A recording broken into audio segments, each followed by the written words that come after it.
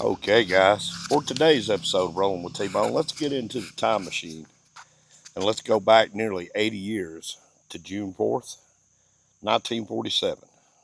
Y'all hang tight. T-bone roars like a thunderstorm blast. Engine growling as the trees rush past. Wheels on fire carve the mountain's face. The legend rides with a reckless grace.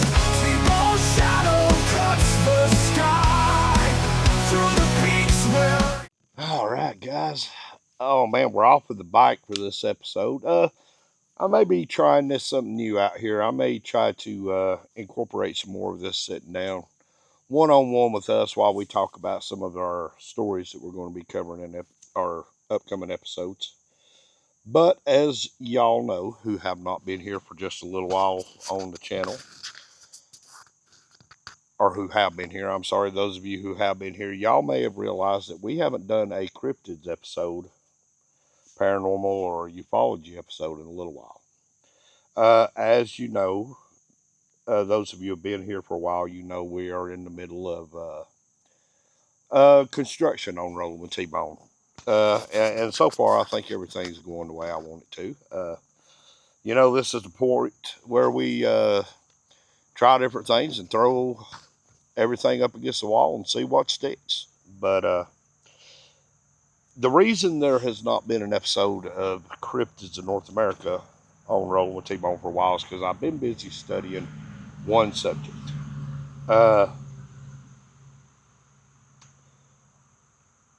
in the ufology world, UFOs, aliens, areas such as, and the like, there's one case that sticks out that becomes your jumping off point, your start point. And luckily, we have that point when it comes to the modern UFO phenomenon. Now, of course, I am referring to none other than the June 1947 Roswell, New Mexico incident.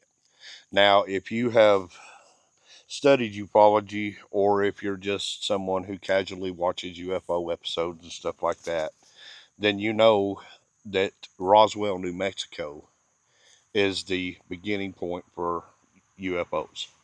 Uh, it's as important as the Wright Patterson footage is to Bigfoot. Uh, and of course, if you're new here, I have covered the Wright Patterson footage on cryptids in North America. So y'all go back and find that episode and watch it. But the Roswell, New Mexico incident is the most important story in ufology. Now, if you're new here and you don't know the way I do things when I talk about cryptids and paranormal and ufology and all that stuff, I try not to get lost in the conspiracy theory of it all. What I tried to do here on Rolling with T-Bone is just present to you what I find as the facts. What the facts tell me is the conclusions that I end up drawing at the end of the day. So, June 1947, guys, you got to think about nearly 80 years ago, we were in a different world then. Of course, a lot of us hadn't been born. My dad wasn't even born until 1948. But we were in a different world back then.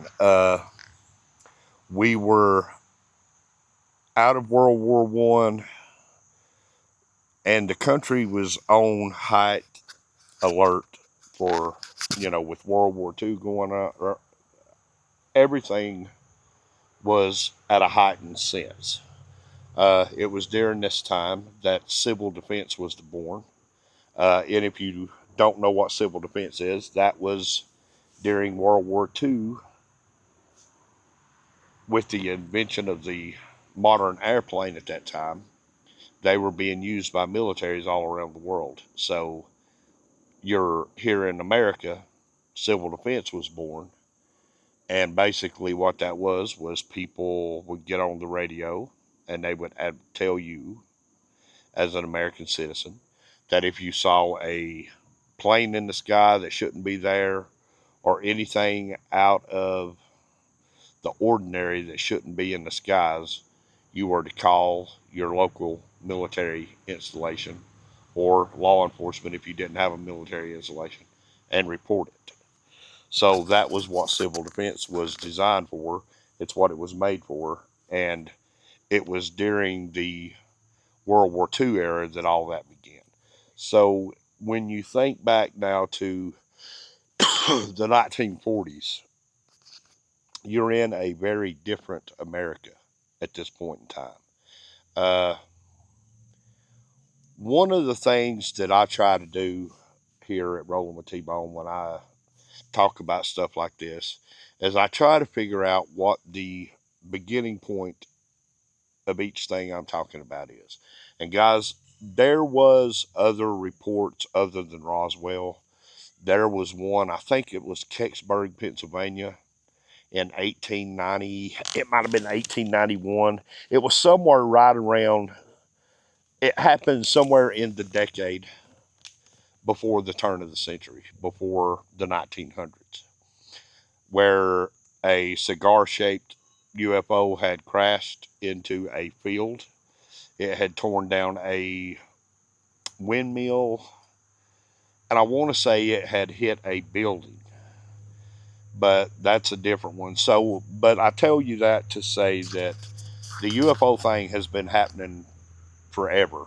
Uh, but in modern time, and of course, when I say forever, I mean, there's old depictions in books from the 1500s, uh, even biblical references to wheels in the sky. So UFO has been around for a while. It just never really had a real name. Like flying saucer wasn't invented, I think, until like the 1950s. But you had all that going on, and then you had around that time you had a radio program that we've talked about before on this channel called War of the Worlds. Of course, it was a mock Mars attack on America, where a very brash and controversial man would do this radio broadcast. Now, of course, I am talking about none other than. Sorry about that, guys. I had to look up Orson Welles' name. Middle aged memory loss ain't no joke. But anyway, the significance of this radio program, guys, cannot be overstated. Because what had happened during this radio broadcast was these people who lived in these places started panicking. They started calling the cops. They started calling military. So it tells you kind of what the heightened sense was. And of course, through the years, we have had the UFO little green men drip fed to us for the last 100 years. We talked about that the other night on Mythical Rides, Mystical Themes channel, Frog and Lolly. Go check out their channel, guys, if you haven't already. I'll try to remember to tag them in this video, and you can go back and listen to the live that we did. We had a great conversation. Uh, the UFO conversation, guys, it's always one of them conversations that you're either going to find people who are 100% going to believe that it exists, and then there's those who 100% believe that it does not exist. Every great once in a while, you will find people who will ride the fence about it. Uh, they're just afraid to say, but most of the time, they either are or they're not. So that kind of lets you know with war, with the country being kind of drawn into this. X minus one was a radio program. Of course, the War of the Worlds came out. There was a lot of sci-fi stuff going on, and everyone in media during that time, especially the 40s, the 50s, and the 60s.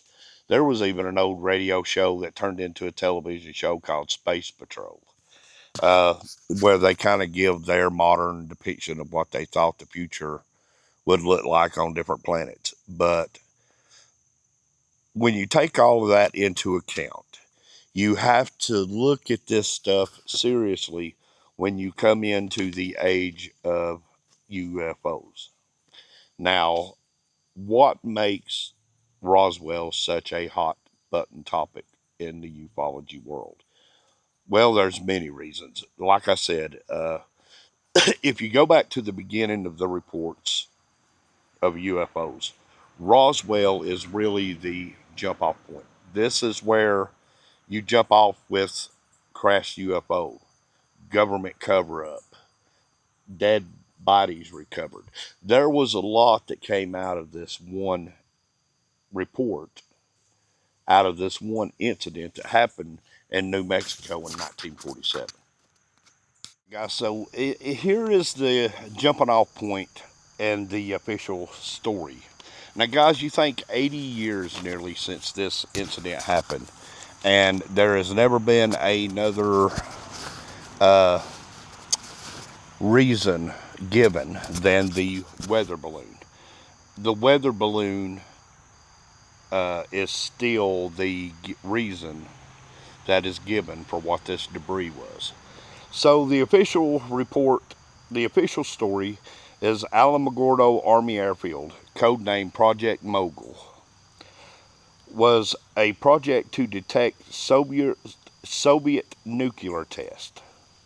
So the debris that was covered was said to come from Project Mogul that was watching Soviet missile testing.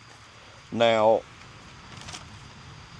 there has been a couple of different things said about that, but y'all know what I like to do on this channel is I pull my vipers off here so I can see what I'm reading here.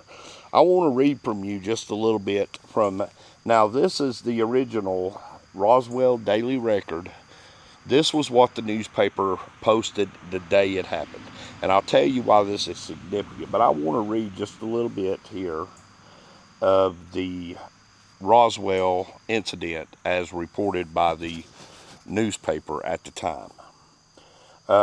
It says, RAAF captures flying saucer on ranch in Roswell region. Now this was the headline. I'm going to put the newspaper up here so y'all can look at it.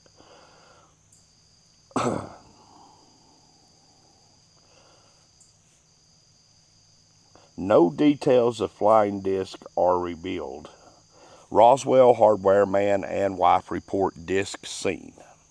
The intelligence office of the 509th Bombardment Group at Roswell Army Airfield announced at noon today that the field has come into possession of a flying saucer. That is the first paragraph. According to information released by the department over authority of Major J.A. Marcel, intelligence officer. Now, Jesse Marcel is going to be important to this story, so y'all remember that name. The disc was recovered on a ranch in the Roswell vicinity after an unidentified rancher had notified Sheriff George Wilcox here that he had found the instrument on his premises. Major Marcel and a detail from his department went to the ranch and recovered the disc, it was stated. After the intelligence office here had inspected the instrument, it had flown to higher headquarters. Now, it was believed that once the debris left Roswell, New Mexico, it was flown to Ohio, I believe, Wright-Patterson Air Base in Ohio. It may not, Patterson Airfield, whatever it is there in Ohio, that's where they believed it was transferred to. It says the intelligence office stated that no details of the saucer's construction or its appearance has been revealed. Mr. and Mrs. Dan Wilmot apparently were the only persons in Roswell who have seen that they thought what they thought was a flying disc. They were sitting on their porch at 105 South Penn Street last Wednesday night at about 10 minutes before 10 o'clock when a large glowing object zoomed out of the sky from the southeast, going in a northwesterly direction at a high rate of speed. Wilmot called Ms. Wilmot's attention to it, and they both ran down into the yard to watch. It was in sight and gone in less than a minute, perhaps 40 to 50 seconds, Wilcox estimated. Now,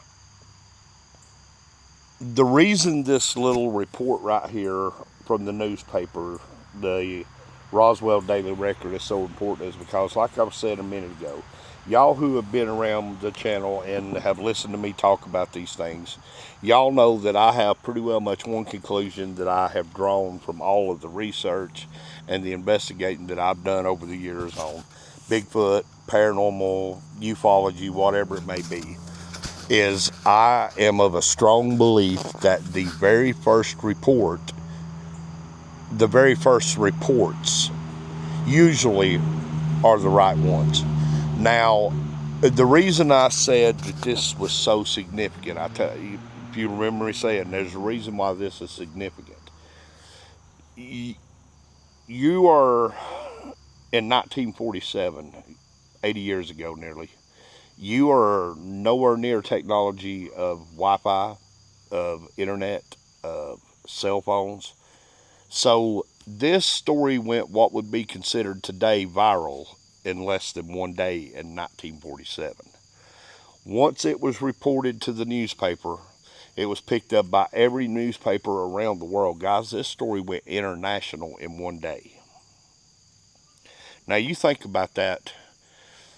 At the time at the time this story went out, there was no technology. Where there was telephones, which were pretty well much bound to local use. There was ham radio operators, and they were new. So that tells you about the timing on this. Radio operators back then were brand new. So you had the wire, the tick tick tick tick tick tick. That was still your main Western Union of getting things out. So what makes that so significant is I believe that the truth was in that first report. Now, where you go from there is you come into what the government would learn from Roswell. And what they learned from Roswell very quickly was how to cover up a story. Now, there is some important information here that I found in my research. Everybody pretty well much reports kind of the same thing, that this ship crashed, the government showed up, took it away, threatened everybody into being silent, and that's the end of it. Well, that's not what my research shows. My research shows that it was probably somewhere between 5 and 6 days before the government even found out this thing crashed.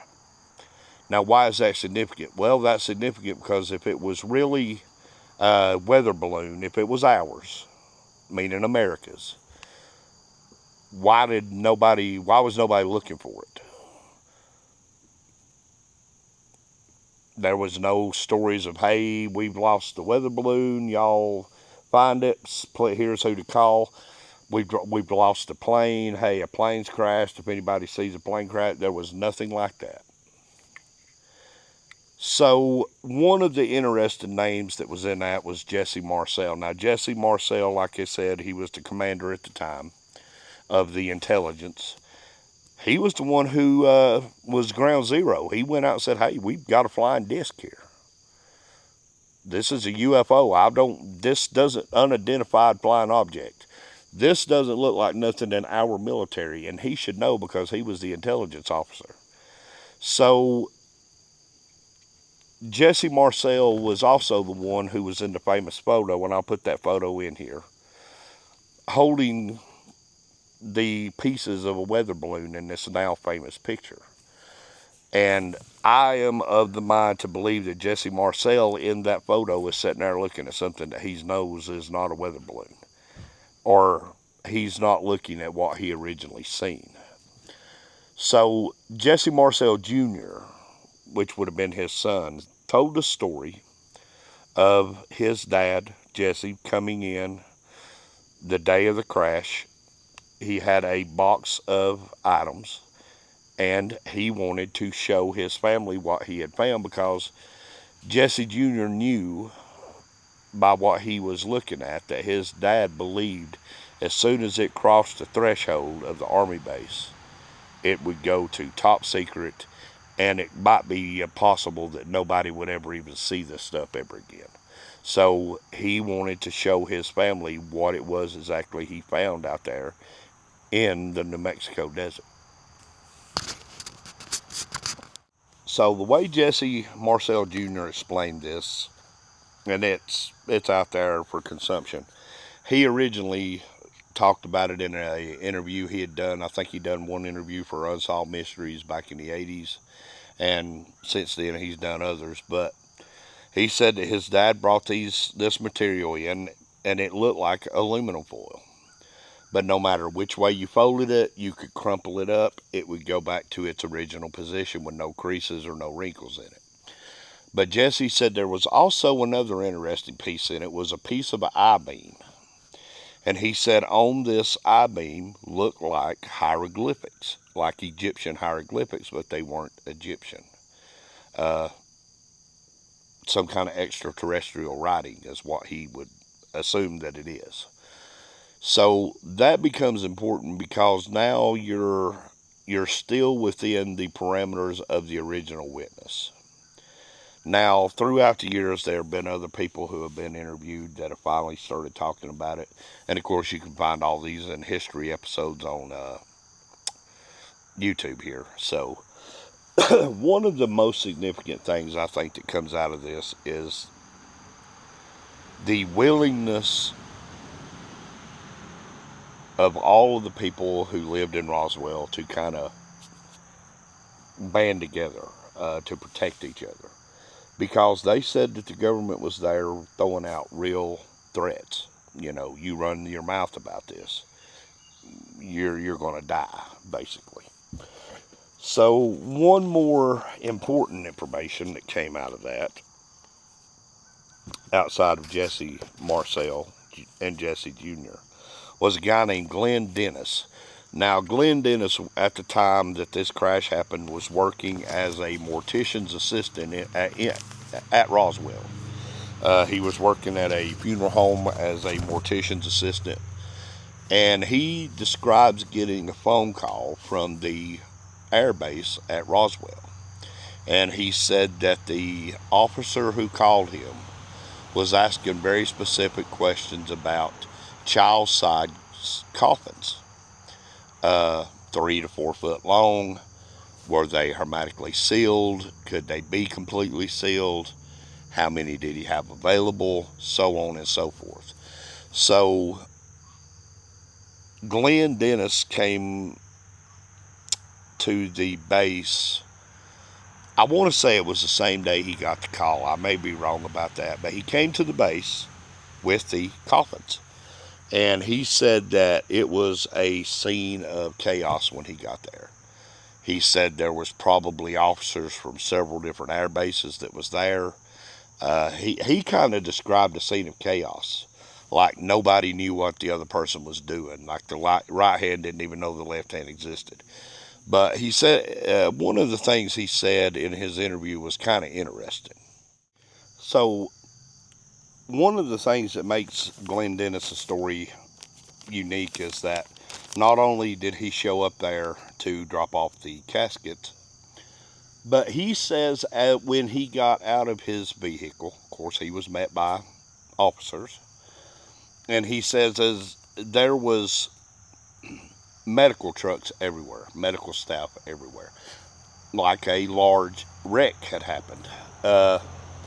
And he said as he was walking by a truck, he said it was a box truck, and as he looked through the door of the box truck, he could see debris from what he assumed was the crash.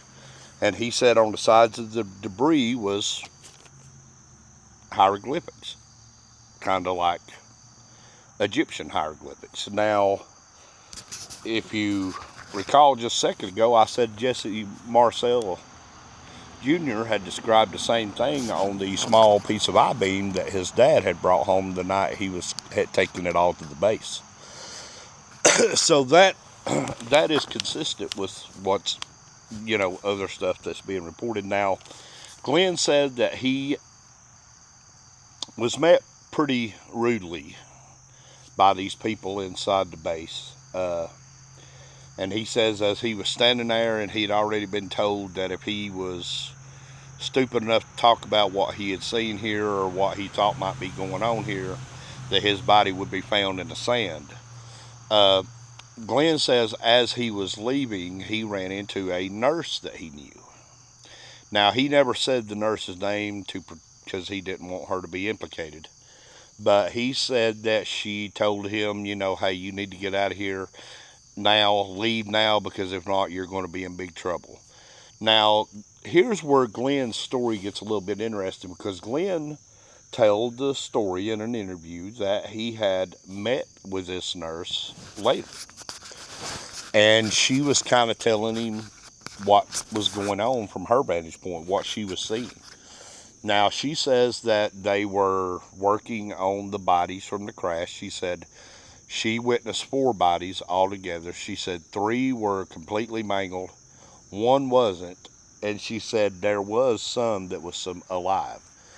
So that you just have to take with what it is. Now, she is not the only one who's come out and said that there were bodies found at this wreck. It's often been reported that they recovered the craft, recovered the bodies, and Bob Lazar would report the same thing later on about working at Area 51, which is where the main part of the crash was believed to have been taken, was Area 51. So she reports to Glenn that these bodies was 3 to 4 foot tall, 4 fingers on the hand, eyes were sunk in, big heads. She said they were not of this world. Now, one of the weird things about this nurse is that she would die in a plane crash not long after that. So a lot of people believe that she was silenced for what she knew. So when you take into all this into account and doing the research and not getting caught into conspiracy theory, you find out, one, that Jesse Marcel is the smoking gun. Now, Jesse would go on to do a full interview before his death. I want to say it was right there at the end of the 80s or at the beginning of the 90s. He went back to the crash site and did a whole interview there. You can find that on YouTube. So, when you try to draw your conclusion on stuff like this, and again, without getting caught up into the conspiracy theory or the high, fantasticness of it all, you have to look at what the bare facts are. Now, the bare facts are, number one, something did crash at Roswell, New Mexico. That's a fact. It was reported on. The news went around the world in a day. 2, the people of Roswell, New Mexico were bombarded with military. That's a fact. There's records showing that the military was in Roswell, New Mexico. So when you take all of this stuff into account when you're doing your research, you have to rightfully divide the word of truth. Now, one thing that stands out to me about Roswell is there is no reason for any of these folks to tell a fantastic story. They didn't get no money off of it. They didn't get no fame off of it. They were threatened because of it.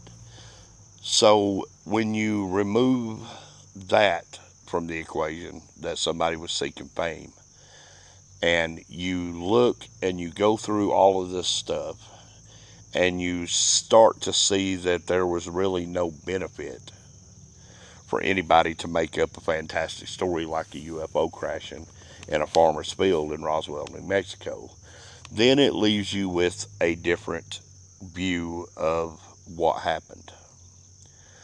So, one of the things, and I've been studying Roswell like everybody else has, I've been consuming everything out there that there is about it for years. Uh, Roswell is one of those cases where 95% of the population of this country believes that it is a UFO crash and a government cover up. Mainly because of the way the story got turned around in less than 2 days. And like I said, y'all who have been here with me for a while, y'all know I've always said, whether I'm talking about Bigfoot, paranormal, whatever, and I'll repeat this, is I believe the truth is somewhere in the beginning of it, somewhere in the first reports. Now, that newspaper story is so important because I believe therein lies the truth. Now, I have to play devil's advocate here just a little bit, and I have to say, does that mean that it was, does just that alone mean that it was a UFO? No, of course not. Uh, most people back in 1947 wouldn't have known what a weather balloon looked like. So, of course, it would have been something identified to them if they had seen it. So, then, is there any way by which modern methods can prove that a spacecraft crashed there? Well, that's going to be kind of hard to do because now you've got time, and time is one of the biggest thing. Time is one of the biggest eroders that there are. Time causes erosion on everything: cars, houses, people, memories. Time erodes. So, in the course of time, nearly 80 years since this happened, 1947, you have a clear picture of there being a major event that happened in this place. Now, what that event is, could it have been a weather balloon? Certainly. Could it have been a UFO? Certainly. Could it have been a plane? Certainly. Because that is the one piece of information that is a fact. Something crashed there. That's a fact. So when you look at that, and everything that I have looked at, I have to come to the conclusion that I do believe that a UFO crashed in Roswell, New Mexico in 1947. And there's too many little trails that lead to it being a UFO. Uh, and again, I go back to the first report. I think there's where the truth is. Then the government scrambled and came up with the weather balloon idea, which Jesse Marcel himself would go on record saying that the government forced him to lie and say it was a weather balloon and to take that false picture with that tore up piece of a weather balloon. He flat out said they made me do that. So then, if it was a UFO, I believe it was. Uh, if it was a UFO, it stands to reason that somebody had to be piloting it. So I do believe bodies were recovered. Now, here's where the water kind of gets murky. Can you keep a secret like that buried for 80 years? No, obviously not, because the secret is out. Everybody knows from different places the story. When you take all this information that comes from different places, the story starts coming into view. Uh, so then people would ask, well, T-Bone, if it really was a UFO that crashed and why would you want to keep that a secret? Now you're asking the right questions. And what makes that the right question to ask is because technology, knowledge.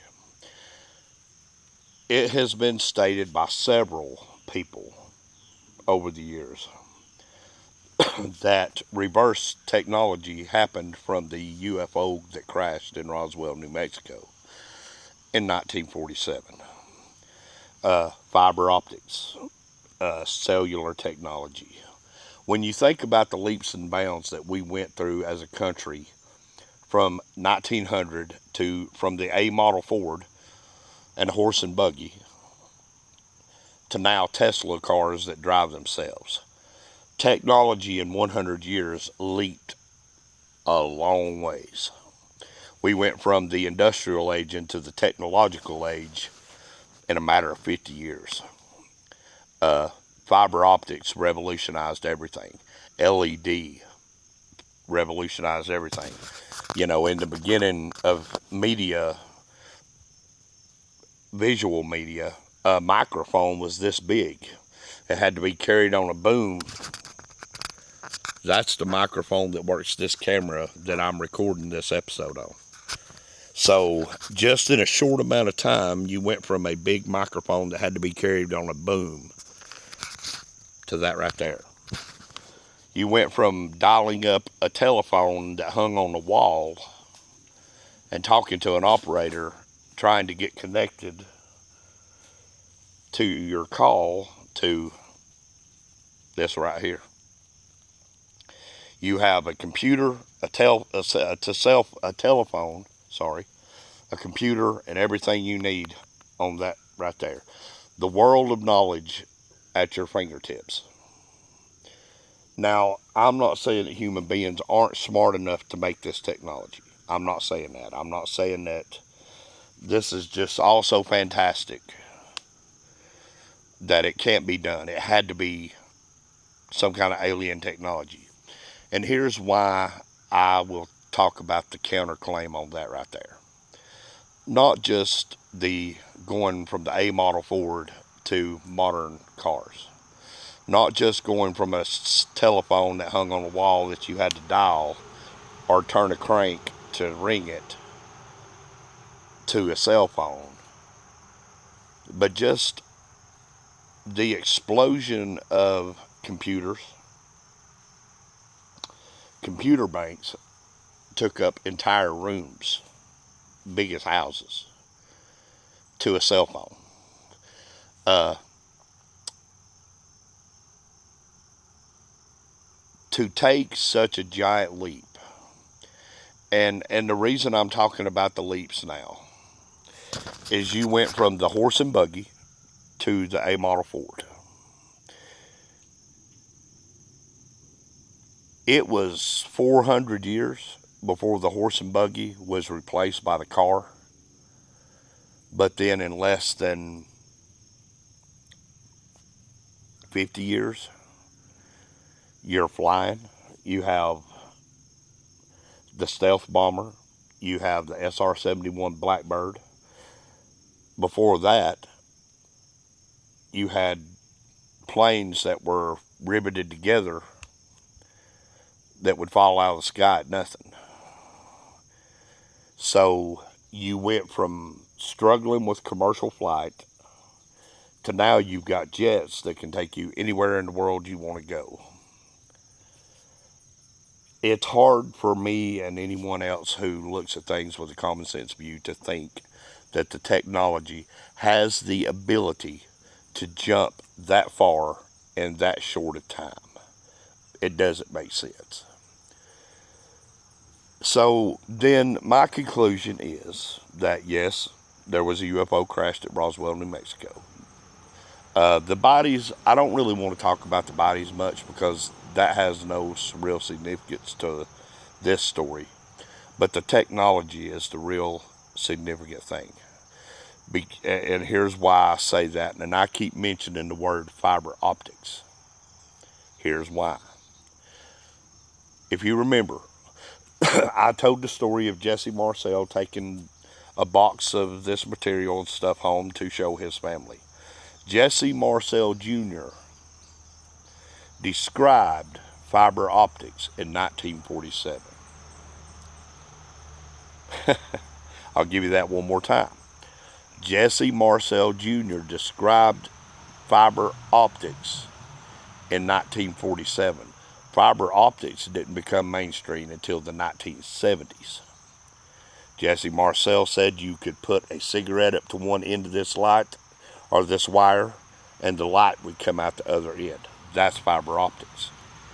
Now, fiber optics, I want to say this one more time. Fiber optics did not become mainstream until the 1970s.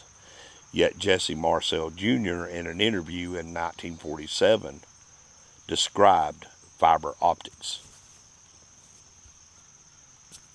Is that a fluke? How is that possible? That means that young man was sitting there, and inside that box of stuff that Jesse Martell, who was an intelligence officer for the Army, who had been at the crash site in Roswell, New Mexico, brought it home, and Jesse was looking at debris from a crashed spaceship. It's the only thing that makes sense. That's the only thing I can keep circling back to. And like I said, for me, that one piece of information, the smoking gun, that's probably one of the more important pieces of information, was Jesse Marcel Jr. describing fiber optics before the world even knew what fiber optics was. Light traveling through a wire.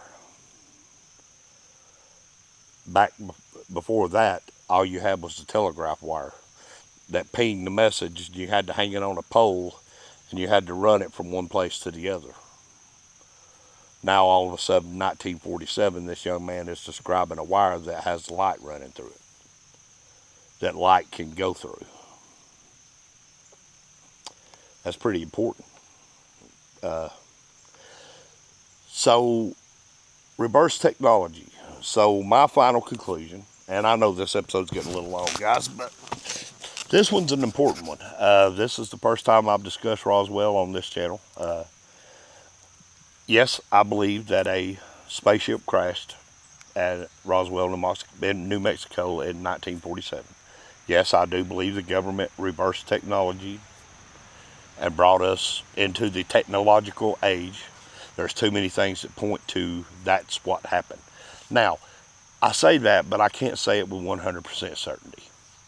Until we see the wreckage, until it is noted that this really was a UFO that crashed, all we can do is theorize about it. But if you follow the breadcrumbs, if you look at all of the important things that have happened going forward, the jump off point, 1947 going forward, man, it's too much coincidence for me. But guys, there it is, Roswell, New Mexico. We've got us an episode shot. Been a while since I've covered any of these topics on Rolling with T-Bone. I appreciate y'all continuing to be patient with me, waiting for me to figure out what I'm doing. But guys, there it is, Roswell, New Mexico, and I invite you to go check all this stuff out for yourself. Don't just take my word at it. These, again, are just my views. I'm not speaking on behalf of nobody else. These are just my views. But guys, until the next time, go check us out, some of our other videos. If you like what you see, maybe consider subscribing. Hit that like button. And guys, until the next time, y'all take care of yourselves. Take care of each other. And hey, thanks for watching.